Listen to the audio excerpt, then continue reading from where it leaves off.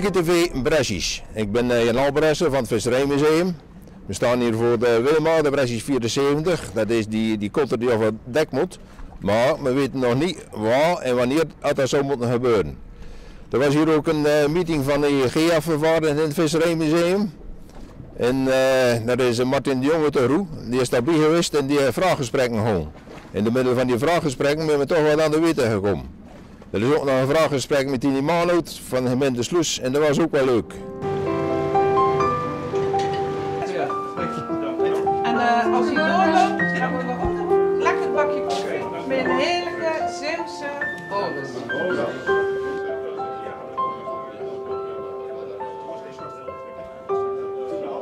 Goedemorgen. We hebben heel veel gasten vandaag uit Denemarken, Engeland, onze Vlaamse gasten uit het noorden van het land. Al mensen te maken hebben met de handeling in vis, feitelijk de verwerking van de vis, de vismijnen. Dus we gaan feitelijk hier met elkaar kijken wat we de keten vanaf de visvangst aan boord tot en met feitelijk de delicatessen op het bord, hoe dan we die feitelijk nog kunnen verduurzamen.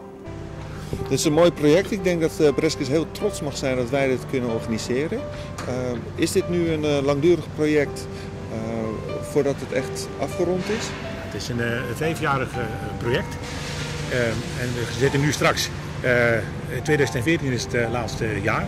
Dan is dat subsidieprogramma afgelopen. Mogelijkwijs komen er wel vervolgprogramma's. Maar ja, we hebben daar ons voor aangemeld en dat is gehonoreerd vanuit de Europese gemeenschap, vanuit Brussel.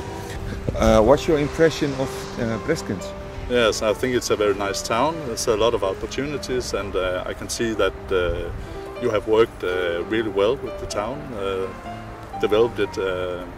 I've seen some nice spots around here, so it's very nice. Okay, and what's your part in this project?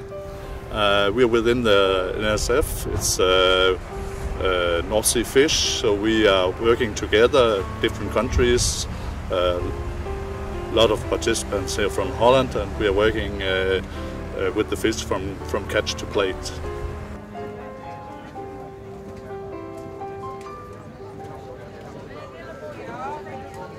We staan met de heer Mollinga van de gemeente De Marne te praten over het internationale visproject wat hier vandaag gehouden wordt in Breskes.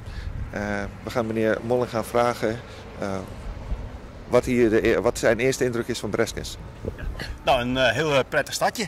Ik ken Breskes al, ik ben hier eerder geweest. Vorig jaar ben ik hier 10 dagen op vakantie geweest in de buurt. En toen al kennis gemaakt met Breskes. En ja, het is vergelijkbaar met waar ik vandaan kom en in het kader van dit project ook aan werk. Dat is namelijk Lauwersoog, een vissersplaats aan de Waddenkust. Eigenlijk de vervanger van Zoutkamp. Want Zoutkamp was een vissersplaats in Groningen.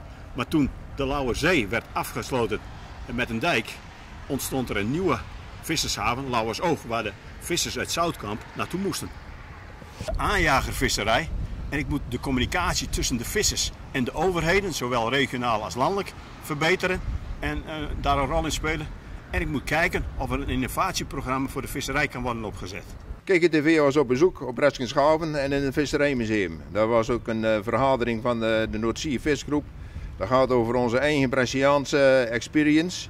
Maar er blijven nog veel vragen open, we weten het ook niet. Maar als er nieuws is, komen we terug met een nieuw nieuwsitem. Bedankt voor het kijken.